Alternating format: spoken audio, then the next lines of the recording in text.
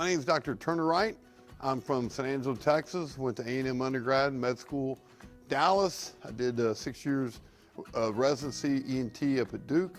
Moved to Mississippi 4 years, moved to the Valley in '01. I've been here since '01. And when patients come to see me, they'll be seen by a doctor, not by a nurse provider or something like that. Sinus problems can cause inflammation in the nose, cause swelling in the nasal cavity, especially what we call turbinates. You breathe between your septum and inferior turbinate on the left, inferior turbinate on the right. If those turbinates swell up from sinusitis allergies, or even simply just laying down flat and the blood backs up, the turbinates swell up and they close the nose, and you're no longer breathing through the nasal cavity, so you have to breathe more air faster through the oral cavity, which causes collapse of the throat, which causes snoring. So basically, balloon sinuplasty turbinate reduction is a very straightforward, easy procedure that's performed in the clinic under local anesthesia. Recovery time is very minimal, and it provides a lot of relief from snoring. I see a lot of children that snore really loud, stop breathing. You look in the mouth, they have big tonsils and most likely big adenoids.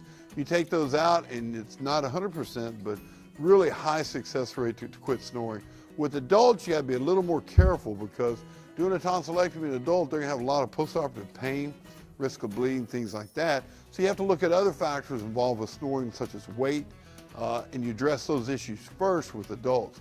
Whereas with children, you're more likely to, with big tonsils, go in and take them out. The difference between snoring and sleep apnea, snoring is something that is annoying, okay? But it's not really causing great physical harm to you. Now, it may cause marital harm. Sleep apnea is when patients stop. They snore, they stop, and then they grasp for breath. That is a very, very serious medical problem. You come see me, your primary care doctor, then your sleep study, which will prove how bad the apnea is. But it's really does a lot of damage to the heart, lungs, and also these patients don't rest at night. So the next day they're tired, they don't feel like exercising, they don't feel like getting up, moving around. They gain more weight, it makes the apnea worse. So sleep apnea is very serious. And there's a lot of different ways to handle sleep apnea other than surgery, such as CPAP and things like that.